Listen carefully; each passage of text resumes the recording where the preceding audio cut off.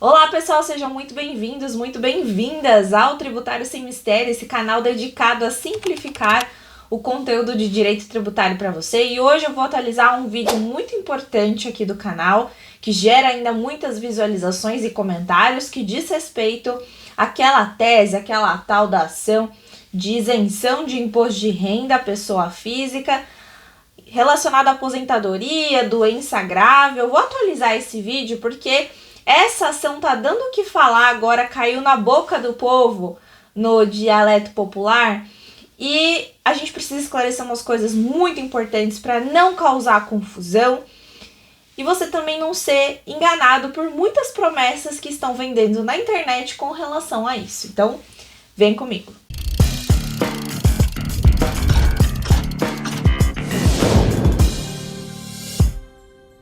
Olha só, a isenção que vocês tanto escutam falar aí sobre doença grave é uma isenção do imposto de renda que é retido dos proventos de aposentadoria, pensão, reforma, inclusive previdência privada. Então, a ideia é o seguinte: no melhor dos mundos, a pessoa está aposentada e de repente ela é acometida de uma doença grave. Ela faz um pedido de isenção, vamos aqui imaginar hipoteticamente uma pessoa aposentada pelo INSS. Ela vai no portal, no próprio portal lá do INSS, tem como fazer o pedido da isenção. Ela faz o pedido da isenção. Joia, vamos supor que é deferido. O INSS aceita. Ok, vamos supor que ela fez esse pedido no ano passado, em 2023. E foi deferido agora em 2024. Então, agora em 2024, daqui para frente, realmente ela não vai mais recolher esse imposto de renda em virtude dessa doença grave que ela possui. Agora, um ponto muito importante. Ela fez o pedido da isenção em 2023 por conta de uma doença grave. Esse direito ele foi reconhecido em 2024, mas vamos supor que essa doença, ela não teve essa doença, não contraiu essa doença em 2023. Vamos supor que existisse desde, 2020.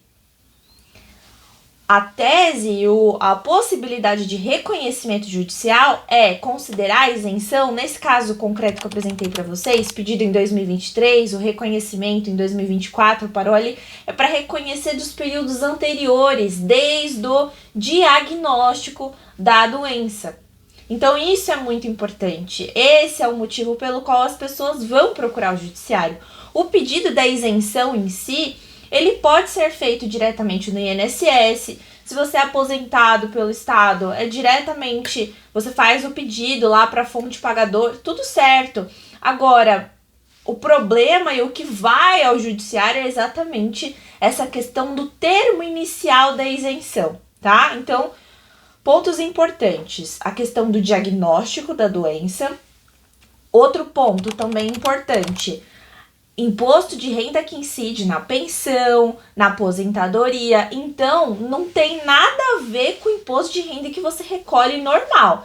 Ah, mas a pessoa é aposentada e ela tem outras fontes de renda como autônomo. A isenção é sobre o que ela recebe de aposentadoria, de pensão, de previdência privada. Não pode confundir isso, tá? Não é uma dispensa do pagamento de imposto de renda normal, porque a isenção é do que a pessoa recebe a título de aposentadoria, pensão, tá? Isso está expressamente em lei. Outra coisa muito importante: não é qualquer mindinho que bate na quina do móvel que te dá direito à isenção. Nesse caso em específico, existe uma lista, eu coloquei na descrição do vídeo aqui para vocês, a lista das patologias, das doenças. Acontece que muitas pessoas acabam vendendo falsas promessas no que diz respeito à lista, de doenças. Por quê? Porque existem alguns casos na justiça, por exemplo, Alzheimer, esquizofrenia.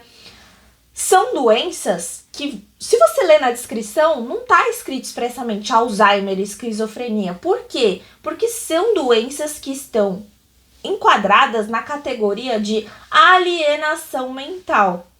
Então, não é que juridicamente a gente pode estender esse rol, porque esse rol isso é pacífico, ele é taxativo, não dá para incluir outras coisas que não estão abrangidas nesse rol. Então, o que acontece juridicamente falando, em alguns processos, não é que o advogado conseguiu não, é porque a patologia, ela está inserida em uma daquelas categorias que estão expressamente em lei. Então, a importância nos pedidos também que você observe. Então, se você tem uma patologia, tem que estar inserida naquele rol. Se a doença que você possui, por exemplo, Alzheimer, ele se enquadra em alienação mental. A alienação mental está no rol, então não tem nenhum tipo de interpretação extensiva. É uma interpretação objetiva ali das patologias que estão inseridas no texto legal. Isso é muito importante, tá, gente? E aí vocês vão ver outros casos também de, por exemplo, a esquizofrenia, são tudo decorrente de alienação mental. É a mesma categoria, não existe uma categoria nova, nenhum processo existe uma categoria nova que não esteja inserida naquele rol, porque a interpretação é restritiva, só o que tá ali tem direito. Tem o direito? Olha esse rol que eu coloquei na descrição e você vai saber. Agora, existem muitos tutoriais aqui na internet, por exemplo, que ensinam vocês a fazerem as restituições do que foi pago através do programa lá do meu imposto de renda no portal ECAC. Fazer as retificações das declarações para entrar na fila de restituição. Muita gente dá certo, outras pessoas encontram problemas, né? Eu, particularmente, não posso opinar sobre isso porque eu não tenho competência técnica na área contábil para dar uma margem para vocês de pessoas que tiveram sucesso ou não, porque essa parte eu não faço no escritório. A minha parte é única e exclusivamente a parte judicial, tá? Então, tomem cuidado só com este ponto.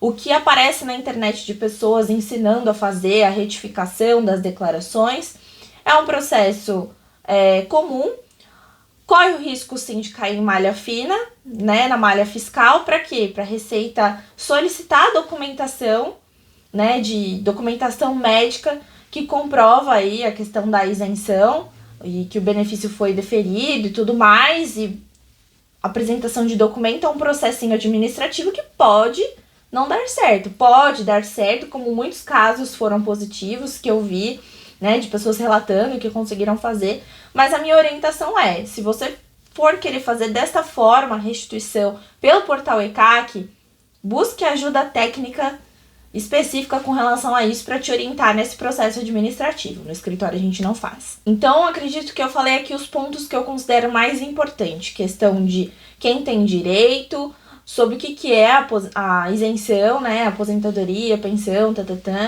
sobre a questão do termo inicial, desde quando o judiciário, né, através da ação a gente consegue reconhecer, desde o diagnóstico da doença. Sempre aposentadoria, pensão não é dos rendimentos comuns auferidos, né, pelo contribuinte, não é das coisas normais que você ganha, é da aposentadoria, da pensão. Eu bato na tecla nisso porque daí muitas pessoas acreditam que vão tirar imposto de renda do que elas ganham como autônomo paralelo à aposentadoria. E isso não é verdade. E essa verdade não pode ser perpetuada aí na rede. Outros pontos importantes. Alguns entraves no pedido de isenção administrativo. O laudo não é oficial, o laudo é de um médico particular seu, por exemplo. No judiciário a gente consegue reverter isso porque já temos vários julgados que dizem que a documentação não precisa ser oficial, né? Então basta que seja documentação médica, que seja um médico diagnosticando ali a situação. Claro, é um processo que você vai passar por perícia, não é um processo de aventura, não existe aventura no Poder Judiciário, existe direito. Então, tem que saber que além da documentação médica, você pode muitas vezes passar por uma perícia judicial, então não dá para se aventurar. Realmente, casos sérios que você não teve o direito garantido. Outra situação importante, pedir a isenção, tô lá desfrutando alta médica para a isenção? Não há necessidade de contemporaneidade de sintomas. Isso porque, como são patologias graves, nós sabemos que, mesmo com a alta médica, são situações que fatalmente vão exigir da pessoa cuidados médicos constantes, acompanhamentos. E aí, a ideia da isenção aqui, essa hipótese de dispensa do pagamento do imposto, nesses casos, ela foi desenhada, né, pensando aí realmente em aliviar um pouco os rendimentos, para que não seja descontado o imposto dos rendimentos tão importantes, né, do contribuinte, e que, por estar acometido de uma patologia grave, de uma moléstia grave, de uma doença grave, aqueles rendimentos eles já têm uma destinação muito importante, não só para a subsistência, para a qualidade de vida daquele contribuinte, daquele aposentado, mas especialmente para dar conta do seu tratamento médico e de todo o acompanhamento que ele precisa enquanto está acometido dessa doença. E isso pode se perpetuar mesmo depois que ele recebe alta. Então é possível, ainda assim, com a alta médica, continuar essa isenção. Espero ter esclarecido vocês hoje, dado uma atualizada em vocês, principalmente porque eu tô vendo que muitas pessoas estão comercializando essa tese aí no mercado.